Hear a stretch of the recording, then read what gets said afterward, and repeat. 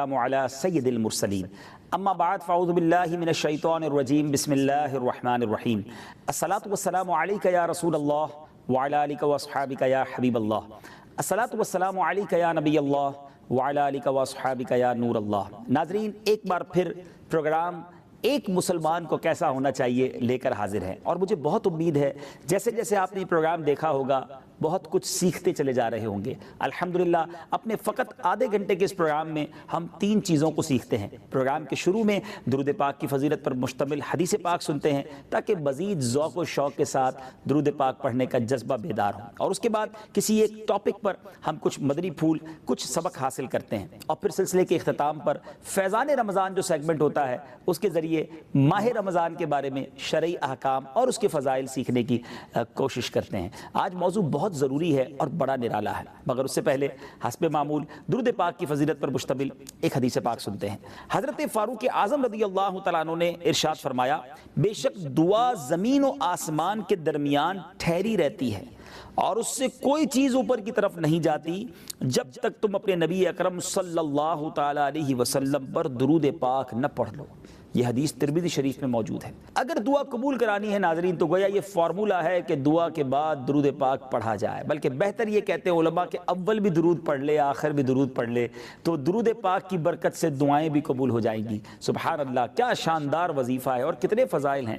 درود کب کب اور کہاں کہاں اور کیسے کیسے کام آتا ہے ہم سنتے چلے جا رہے ہیں۔ کاش جو درود پاک پڑھنے کی عادت ہو گئی ہے تو ماہ رمضان کے بعد بھی جاری رہے، اور اگر ابھی تک نہیں ہوئی آئیے آج سے نیت کر لیجئے کہ روزانہ اپنے آقا و مولا صلی اللہ تعالیٰ علیہ وسلم کی ذات والا تبار پر درود پاک کے نذرانے پیش کرتے رہیں گے۔ آئیے دنیا میں جہاں کہیں ہیں مل کر میرے ساتھ درود پاک پڑھ لیجئے۔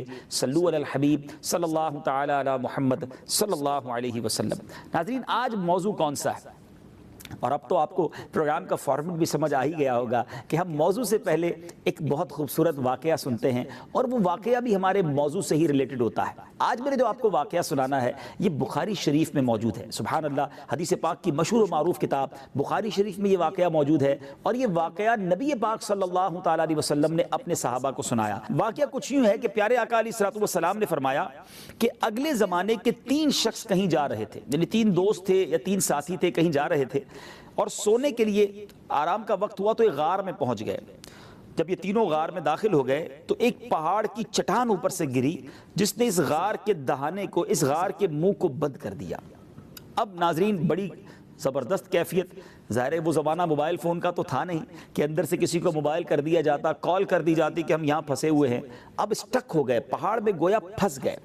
میں حدیث پاک کا مضمون بیان کر رہا ہوں۔ تو اب جب دیکھا کہ نجات کی کوئی صورت نہیں ہے تو اب آپس میں مشورہ یہ کیا کہ ایسا کرتے ہیں کہ جو کچھ کسی نے اگر نیک کام کیا ہے زندگی میں تو اس کا وسیلہ اللہ کی بارگاہ میں پیش کرو تو اور دعا کرو، شاید اللہ اس نیک کام کے وسیلے کی برکت سے اس پہاڑ میں جو ہم پھنس گئے ہیں اس چٹان کو ہٹا دے اور ہم باہر نکل جائیں۔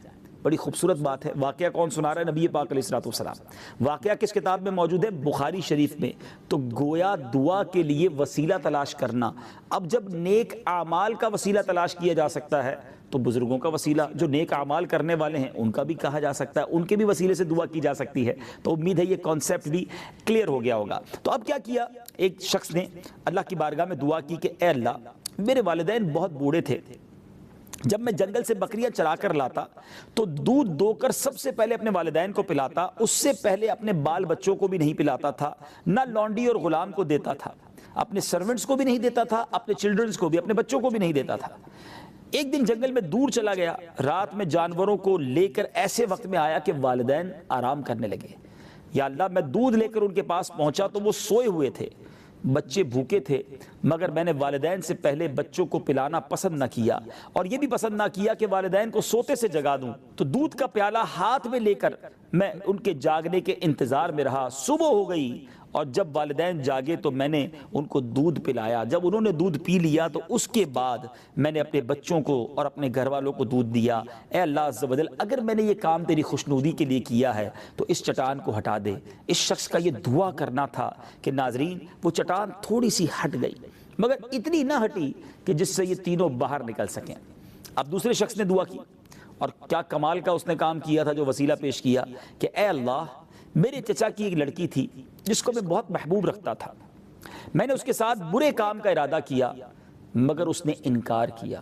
ایک وقت وہ تکلیف میں آئی، قحط میں تھی، مصیبت میں تھی، اب اس نے میرے پاس وہ جب رقم مانگنے آئی تو میں نے اسے 120 اشرفیہ دی مگر اس کے بدلے اسے برے کام کے لیے راضی کیا۔ وہ راضی ہو گئی مگر جب میں نے اس پر قابو پا لیا تو وہ اللہ کا خوف رکھتی تھی، تیرا خوف رکھتی تھی مالک۔ اس لڑکی نے مجھے کہا کہ اللہ سے ڈر۔ جب اس نے مجھے یہ کہا تو میں نے تیری رضا کی خاطر اس حرام کام سے اپنے آپ کو بچا لیا۔ اے مالک، اگر میں نے وہ حرام کام تیری رضا کے لیے چھوڑا تھا تو آج اس چٹان کو ہٹا دے۔ وہ چٹان اپنی جگہ سے تھوڑا اور سرک گئی مگر ابھی بھی اتنی جگہ نہ تھی کہ یہ نکل سکتے۔ اب تیسرے بندے کی باری تھی، اس نے ہاتھ اٹھایا اور اللہ کی بارگاہ میں دعا کی کہ اے اللہ، میں نے چند لوگوں کو مزدوری پر رکھا، سب کو مزدوریاں دے دی، ایک شخص جو تھا اپنی مزدوری چھوڑ کر چلا گیا، اس کی مزدوری کو میں نے کاروبار میں لگا دیا، تجارت میں لگا دیا، مال اس کا بڑھتا رہا، بہت سارا بڑھ گیا، بڑا مال ہو گیا، اس کے میں نے بہت سارے جانور خرید لیے۔ کچھ سالوں کے بعد وہ شخص آیا اور اس نے کہا کہ میں اپنی مزدوری بھول گیا تھا، میری مزدوری دے دو۔ تو میں نے کہا کہ یہ جو کچھ اونٹ، گائیں، بیل، بکریاں تم دیکھ رہے ہو یہ سب تمہاری ہیں۔ اس نے کہا کیوں مذاق کر رہے ہو؟ اس نے کہا جی ہاں، تمہارے جو پیسے تھے وہ میں نے تجارت میں لگائے اور اس تجارت سے مجھے اتنی برکت ہوئی ہے، یہ سب تمہارا ہے۔ وہ شخص خوشی خوشی وہ سامان لے کر چلا گیا۔ اے میرے مالک، اگر میں نے یہ سب کچھ تیری رضا کے لیے کیا تھا تو اس چٹان کو ہٹا دے تاکہ ہم اس مصیبت سے جان چھڑا سکیں۔ وہ چٹان ناظرین اور سرک گئی اور یہ تینوں اشخاص جو تھے، یہ تینوں جو لوگ تھے، یہ اس چٹان سے باہر چلے گئے۔ یہ واقعہ بخاری شریف میں، اور نبی پاک علیہ الصلوۃ والسلام نے صحابہ کو سنایا۔ واقعی یہ تینوں باتیں اتنی امپورٹنٹ ہیں، اگر ان تینوں پر ہی بات کی جائے تو شاید بہت سارے پروگرام درکار ہیں، مگر میں مختصر عرض کرتا ہوں۔ والدین کا ادب یہ اللہ کی بارگاہ میں کتنا مقبول ہے۔ ہم نے ایک اسپیشل سلسلہ ہی ایک مسلمان کو کیسا ہونا چاہیے میں ٹاپک رکھا تھا، والدین کا مقام۔ اگر نہیں دیکھ سکے تو انٹرنیٹ پر جا کر آپ اسے سرچ کر کے دوبارہ دیکھ سکتے ہیں۔ پھر اسی طرح جو دوسرے بندے نے دعا کی کہ حرام کام کرنے کا موقع ملا مگر حرام کاری، بدکاری سے اس نے اپنے آپ کو بچایا، اپنے آپ کو رب کی نافرمانی سے روکا، اللہ نے اس کی اس دعا کو قبول کیا، اس کے اس عمل کو قبول کیا۔ مگر آج حال یہ ہے کہ لوگ حرام کام کرنے کے راستے اور بہانے ڈھونڈتے ہیں، لیکن نہیں ناظرین، ہم اللہ کے بندے ہیں، اگر موقع مل بھی جائے کسی برے کام کا مگر اللہ تو دیکھ رہا ہے نا۔ کاش یہ دل میں خیال گھر کر جائے کہ اللہ دیکھ رہا ہے۔ ناظرین، ہم اس واقعے کے بارے میں سن رہے تھے جو بخاری شریف میں ہے۔ تیسرا وہ شخص جس نے دعا کی، اور وہ کیا شاندار اس نے کام کیا کہ ایک مزدور کی مزدوری کو امانت کے طور پہ رکھا، اور جب وہ شخص آیا واپس تو اسے لوٹایا بھی اور بہت کچھ بڑھا کے دیا۔ آج تو حال یہ ہے کہ بندہ کہتا ہے اگر وہ بھول گیا تو چلو اب میرا ہو گیا نا۔ کسی کا مال ہڑپ کرنے کے لیے لوگ تیار رہتے ہیں، آج کسی کے پیسے دبا لیتے ہیں، زمین پر قبضہ کر لیتے ہیں اور کہتے ہیں ہمارا کوئی نہیں بگاڑ سکتا۔ ٹھیک ہے، آج آپ کا کوئی نہیں بگاڑ سکتا، مگر ایک دن ہوگا جب مظلوم کا ہاتھ ہوگا اور ظالم کا گریبان ہوگا، اس دن چھٹکارا نہیں ملے گا۔ اللہ کی بارگاہ میں پھر نیکیاں دینی پڑ جائیں گی، اگر نیکیاں نہ ہوئی تو مظلوم کے گناہ لینے پڑ جائیں گے۔ اور ایسی روایتیں موجود ہیں کہ بندہ قیامت کے دن نیکیاں لے کر آئے گا لیکن ساتھ دل توڑ کر آیا ہوگا، گالی دے کر آیا ہوگا، ظلم کر کر آیا ہوگا، مال دبا کر آیا ہوگا، اور اب ان تمام مظلوموں کو اس کی نیکیاں دی جائیں گی۔ نیکیاں ختم ہو جائیں گی مگر حق ادا نہیں ہوگا، تو پھر حکم ہوگا کہ اب مظلوموں کے گناہ اس کے سر پر ڈالے جائیں، اور یہ شخص حقوق العباد ادا نہ کرنے کی وجہ سے جہنم میں ڈالا جائے گا۔ تو خدا را کسی کا حق نہ دبائیں، اگر کوئی بھول بھی گیا ہے تو اسے پہنچا دیں۔ امانت ملی ہے تو مومن کی شان یہ ہے، مسلمان امانت دار ہونا چاہیے، مسلمان خیانت کرنے والا نہیں ہوتا، تو اسے لوٹانا چاہیے۔ امید ہے کہ اس خوبصورت واقعے سے یہ تینوں درس بڑے شاندار ہمیں ملتے ہیں، اللہ کرے ہم اسے یاد بھی رکھیں اور عمل کرنے کی بھی کوشش کریں۔ مگر آج جو میرا ٹاپک ہے وہ دعا ہے، کیونکہ اس حدیث پاک میں دعا کرنے کا انداز بتایا گیا، گر گڑا کر اللہ کی بارگاہ میں گویا واسطہ اور وسیلہ پیش کر کے دعا کی گئی۔ حدیث پاک ہے الدعاء مخ العبادہ، دعا عبادت کا مغز ہے۔ ناظرین، بعض اوقات ہم دعا کو عبادت نہیں سمجھتے، آرڈنری چیز سمجھتے ہیں، نہیں ناظرین، دعا تو عبادت کا مغز ہے، the brain of عبادہ۔ پیارے آقا فرماتے دعا مومن کا ہتھیار ہے، مگر آج ہم دعا اگر مانگتے بھی ہیں تو بے دلی کے ساتھ، بے توجہی کے ساتھ۔ دیکھیں نا، مسجد میں نماز کے بعد دعا ہوتی ہے، ہاتھ بھی اٹھے ہوتے ہیں، بندہ کہتا ہے آمین آمین، کبھی ادھر دل ہے کبھی ادھر نظریں ہیں۔ مانگ کس سے رہے؟ اللہ سے، اور دھیان نہیں ہے۔ دنیا میں اگر کسی بڑے افسر کے پاس فائل لے کے جانا ہو، اپنا کام لے کے جانا ہو، ہم کتنا فوکس ہوتے ہیں، کتنی توجہ ہوتی ہے کہ وہ جو کہے میں وہ سنوں، اگر کوئی کسی کے پاس کام کروانے جائے اور اس کی بات ہی نہ سنے، کبھی ادھر دیکھے کبھی ادھر دیکھے، تو وہ کیا اس کی بات مانے گا، اس کا کام کرے گا؟ بلکہ آپ اگر بڑے ہیں اور آپ کا چھوٹا بیٹا، آپ اس کو کچھ سمجھانا چاہ رہے ہیں اور وہ آپ کی طرف توجہ نہ کرے تو آپ کو برا لگتا ہے، آپ کی طرف کوئی توجہ نہ کرے تو آپ کو برا لگتا ہے۔ جب رب سے بات کرے اس وقت کیا خیال ہونے چاہیے، کتنا فوکس اور کتنا کانشیس ہونا چاہیے، اس کا کوئی خیال نہیں ہے، حالانکہ وہ کتنا کریم ہے۔ یاد رکھیے گا، دنیا میں اگر کسی سے بار بار مانگے نا تو برا لگتا ہے، ہم سے بھی کوئی ایک دو بار مانگ لے ہم کہتے ہیں اس کی مانگنے کی عادت ہو گئی ہے، مگر میرے کریم کے خزانے دیکھیں، میرے کریم کی شان دیکھیں۔ قرآن میں خود فرماتا ہے ادعونی استجب لکم، بلکہ جو جتنا زیادہ مانگتا ہے رب اتنا اس سے خوش ہوتا ہے۔ مگر بدقسمتی یہ ہے ہم سب سے مانگتے ہیں، رب سے نہیں مانگتے، سب کے پاس جاتے ہیں اپنے مسائل لے کر، اللہ سے کیوں عرض نہیں کرتے؟ دنیا میں کسی بڑی شخصیت سے ملنا ہونا ناظرین، اپوائنٹمنٹ لینا پڑتا ہے، بڑی مشکل سے اپوائنٹمنٹ ملتا ہے، ہر بندہ چھوٹے آدمی سے تو ملتا بھی نہیں جو بڑے نام والا شخص ہو۔ اچھا وہ مل بھی لے تو ایک ٹائم پیریڈ ملتا ہے کہ آپ کے پاس اتنے منٹ ہیں ملاقات کے لیے۔ احکم الحاکمین، ارحم الراحمین، مالک کونین سے اگر بات کرنی ہے کوئی اپوائنٹمنٹ کی ضرورت نہیں ہے، کوئی سیکرٹری بیچ میں نہیں ہے، کوئی ٹائم لمٹ نہیں ہے۔ دیکھو میرے اللہ کے خزانے، دعا براہ راست اللہ سے تعلق ہے، اللہ سے کلام ہے، no need of appointment, no need of any secretary, کوئی نہیں ہے میرے اور آپ کے اور رب کے بیچ میں۔ ہاتھ اٹھائیں، سر جھکائیں اور شروع ہو جائیں، مانگیے جتنی دیر مانگنا ہے مانگیے، کوئی ٹائم لمٹ نہیں ہے۔ مگر پرابلم یہ ہے کہ مانگتا ہی کوئی نہیں ہے۔ اچھا پھر مانگتے ہیں تو اس کے آداب بھی نہیں پتا۔ جی ہاں، دعا کے آداب لکھے ہیں علماء نے۔ اللہ غافل دل کی دعا نہیں سنتا، غفلت کے ساتھ دعا نہیں ہونی چاہیے، ایک جذبے کے ساتھ، خشوع و خضوع کے ساتھ۔ علماء نے آداب لکھے، احسن الوعاء لآداب الدعاء، یہ بڑی خوبصورت کتاب ہے اور اس کا اردو ترجمہ بھی اب مکتبوں سے مل جاتا ہے، جس کا نام فضائل دعا ہے۔ اور یہ کتاب اعلیٰ حضرت امام اہل سنت کے والد گرامی مولانا نقی علی خان صاحب نے لکھی اور اس پر حاشیہ خود اعلیٰ حضرت نے لکھا، اور کمال کی کتاب ہے، one of the beautiful book for دعا۔ دعا کے اس میں آداب بھی ہیں، کن اوقات میں دعا قبول ہوگی وہ ٹائمنگز بھی ہیں، اور کن مقامات پر خاص دعا قبول ہوتی ہے وہ مقامات بھی ہیں۔ One of the beautiful book on that topic, تو ضرور اس کتاب کو پڑھنا ہے آپ نے۔ میں چند باتیں ہی ظاہر ایک پروگرام میں عرض کر سکتا ہوں۔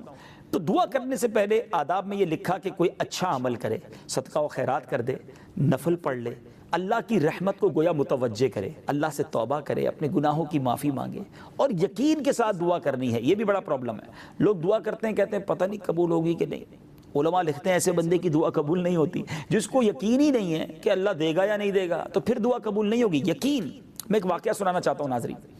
ایک گاؤں میں بارش نہیں ہو رہی تھی، سارے گاؤں والوں نے کہا مل کے دعا کرتے ہیں، نماز استسقاء وغیرہ جسے کہا جاتا ہے، دعا ہونی تھی۔ سارے گاؤں والے جمع ہو گئے، کئی سالوں سے بارش نہیں ہو رہی تھی، قحط تھا، پیاسے تھے لوگ۔ ایک نوجوان ہاتھ میں چھتری لے کر آیا، امبریلا۔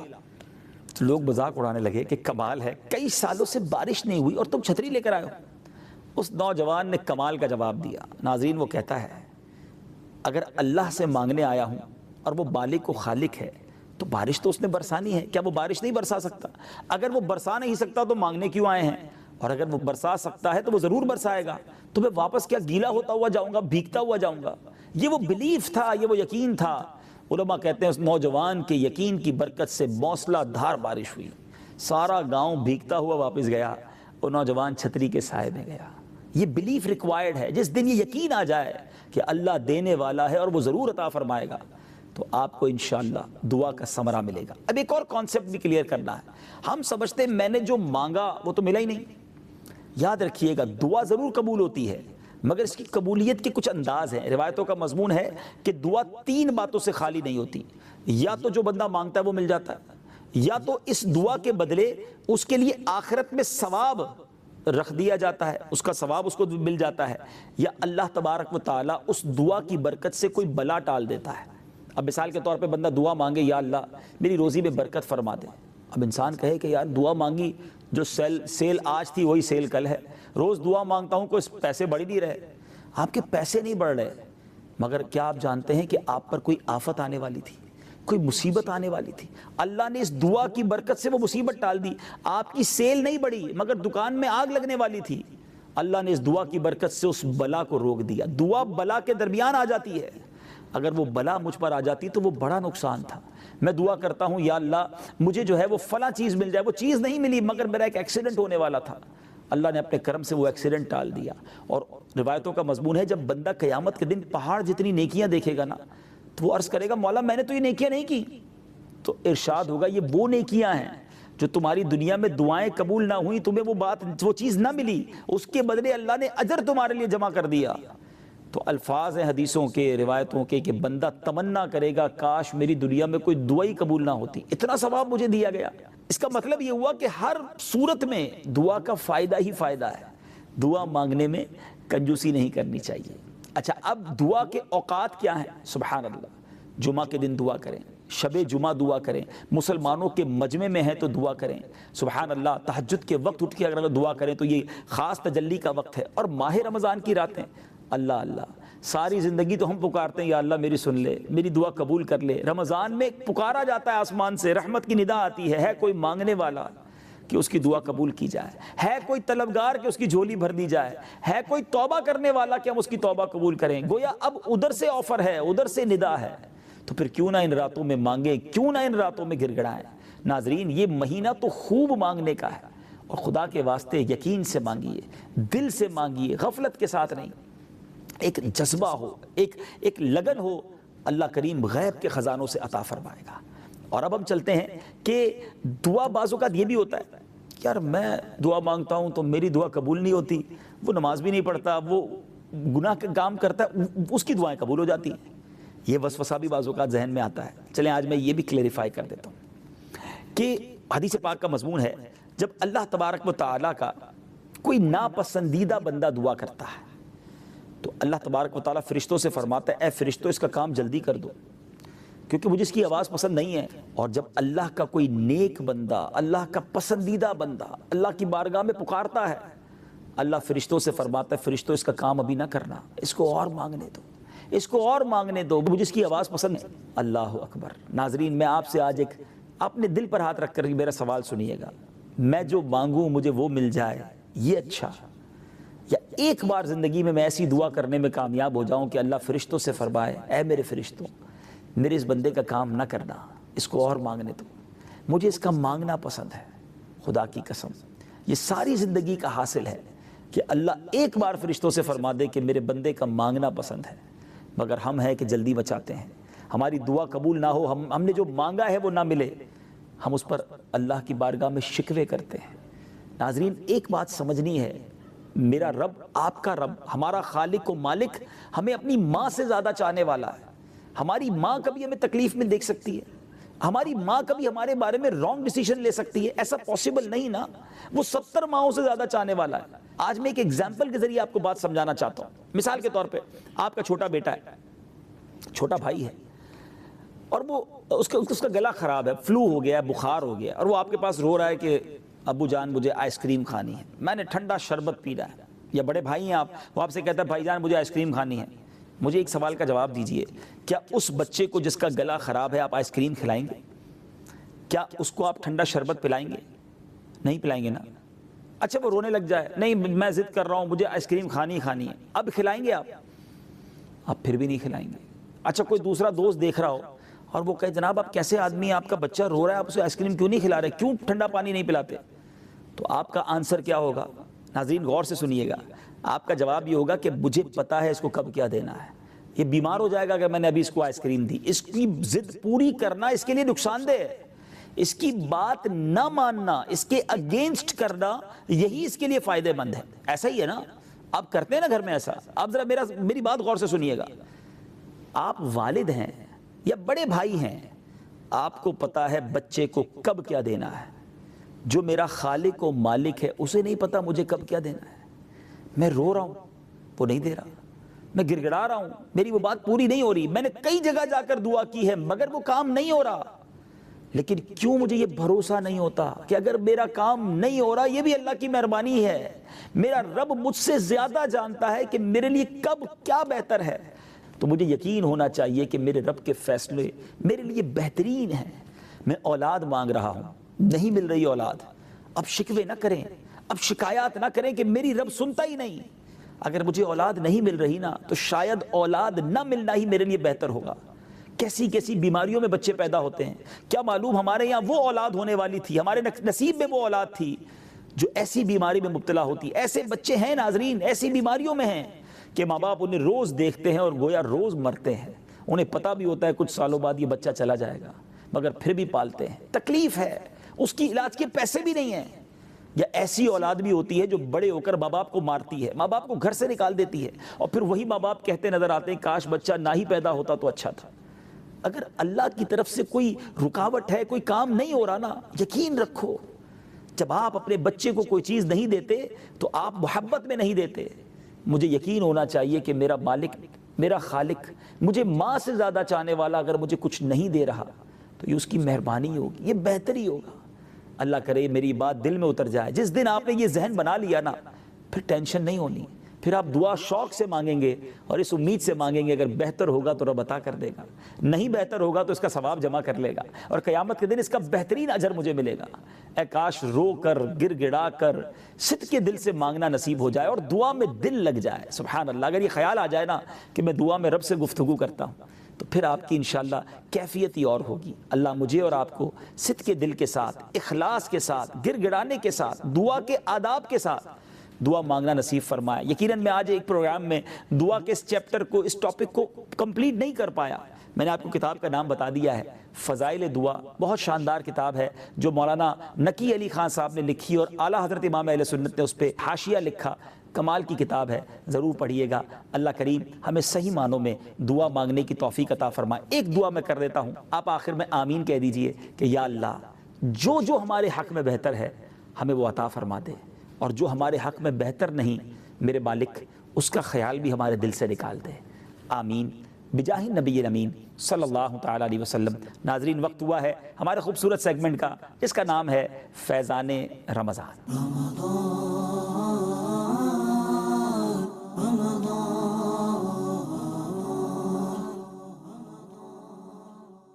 ناظرین آج فیضان رمضان سلسلے میں ہم نے کچھ مسجد کے آداب سیکھنے ہیں، کیونکہ اعتکاف کی تیاریاں ہو رہی ہوں گی.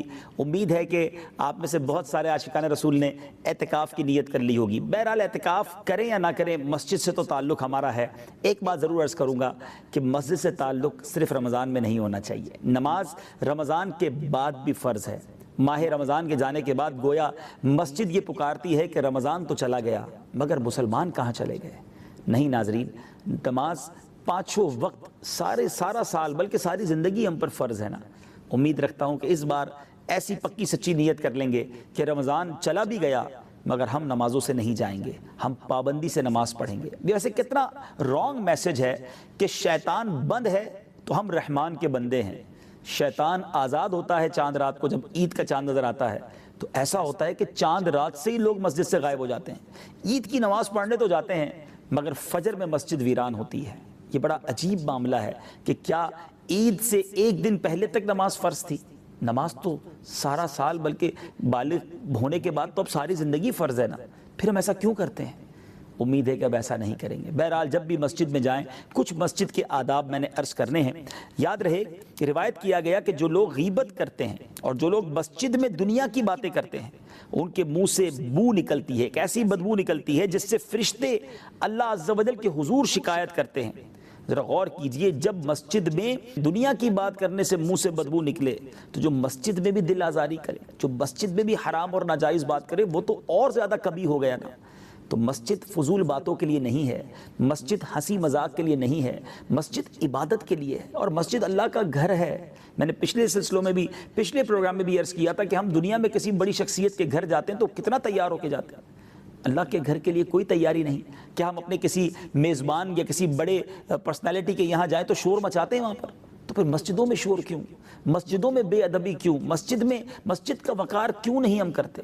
ہمیں مسجد میں بڑے باوقار انداز میں خوشبو لگا کر، صاف ستھرا لباس پہن کر، اپنے منہ کو اچھی طرح صاف کر کے جانا چاہیے. یاد رہے علماء فرماتے ہیں اگر منہ میں بدبو ہے تو مسجد کے اندر نہیں جا سکتے، وہ ناجائز ہے. اور ہمارے منہ، اگر لوگ نمازی نہیں بھی ہیں، آپ کا کوئی بھی نہیں تھا، میں اکیلا نماز پڑھنے مسجد میں چلا گیا، اگر منہ میں بو ہے تو اس سے فرشتوں کو بھی تکلیف ہوتی ہے. تو یاد رکھیے نماز سے پہلے اچھی طرح منہ صاف کرنا ہے. اب آج ہمیں سارے فرائز بھی کھانے ہیں، افطار میں یہی ہوتا ہے، سارے سموسے کباب سب چیزیں کھانی اور فوراً پھر مسجد کی طرف بھاگنا ہے. کتنے لوگ ہیں جو منہ صاف کرتے ہیں؟ ایسا نہیں، بلکہ مسجد میں بھی افطار ہو رہا ہوتا ہے. الحمدللہ کئی ایسے جس کو کہیں کہ سمجھدار لوگ ہیں کہ جو مسجد میں افطار کے وقت اس طرح کی چیزیں نہیں رکھتے جس سے منہ میں اسمیل ہو جائے. فروٹ رکھتے ہیں, کھجور رکھتے ہیں. تو آپ بھی کوشش کریں کہ اگر نماز پڑھنے مسجد میں جانا ہے, بلکہ گھر میں بھی نماز پڑھنا ہے, تو بدبو والے منہ سے بیڈ اسمیل کے ساتھ تو اللہ کی عبادت نہیں کی جائے گی نا. تو اچھی طرح برش کر لیں, صاف کر لیں, مسواک کر لیں, پھر نماز ادا کریں, یا پھر ایسی چیزوں سے اجتناب کریں جس سے ہمارے منہ میں بدبو ہو سکتی ہے. بہرحال مسجد کے تو بہت سارے آداب ہیں. یاد رکھیں کہ مسجد کے اندر کوئی کچرا کسی قسم کا, جس کو آپ کہیں نا کہ ڈسٹ جو ہے, وہ ہم نہیں پھیلا سکتے. یہاں تک روایتوں کا مضمون ہے کہ مسجد میں کوئی تنکا بھی ڈالتا ہے تو مسجد کو اس طرح تکلیف ہوتی ہے جس طرح ہماری آنکھ میں کوئی تنکا ڈال دے. تو مسجدیں صاف ستھری رکھی جائیں, مسجدیں خوشبودار رکھی جائیں, ہم بھی خوشبو لگا کر جائیں, اور مسجد انتظامیہ کو بھی چاہیے کہ وہ مسجد میں خوشبو رکھیں. نبی پاک علیہ الصلوۃ والسلام کے دور کا معمول بتاؤں کہ فاروق اعظم رضی اللہ تعالیٰ عنہ مسجد نبوی شریف میں خوشبو کی دھونی دیا کرتے تھے, بلکہ آج بھی حرمین طیبین میں جائیں تو وہاں دھونی دی جاتی ہے. تو جو منتظمین مجھے سن رہے ہیں, مسجد میں خوشبو کا اہتمام کریں تاکہ لوگ دل جمعی کے ساتھ عبادت کریں. اگر واش رومز وغیرہ مسجد کے ساتھ ہیں تو ان میں ایگزاسٹ ہونے چاہیے, بلکہ تعمیرات کے وقت اس بات کا خیال ہو کہ کسی بھی طریقے سے یا تو دور تھوڑے سے بنائے جائیں کہ مسجد کے اندر کسی بھی طرح اس کی اسمیل نہیں آنی چاہیے. بدقسمتی سے کچھ ایسے واش رومز بنے ہوئے مسجد کے ساتھ کہ دروازے سے داخل ہوں تو پہلا جو امپریشن ہے وہ ایک بیڈ اسمیل کا ہے. اللہ کا گھر ہے, جتنا اکرام کریں گے, جتنی عزت کریں گے, انشاءاللہ اس کی برکتیں آپ کو نصیب ہوں گی. امید رکھتا ہوں کہ مسجد کی بے ادبی سے بچنے کا ذہن بنائیں گے, اور بالخصوص اگر اعتکاف میں بیٹھنے جا رہے ہیں, اب تو زیادہ خیال رکھنا ہے نا, 10 دن بیٹھنا ہے اور کرم کی بھیک لینے جانا ہے. کریم ہی کو ناراض کر دیا تو پھر کیسے کرم کی بھیک ملنی ہے. اللہ کرے دل میں اتر جائے میری بات.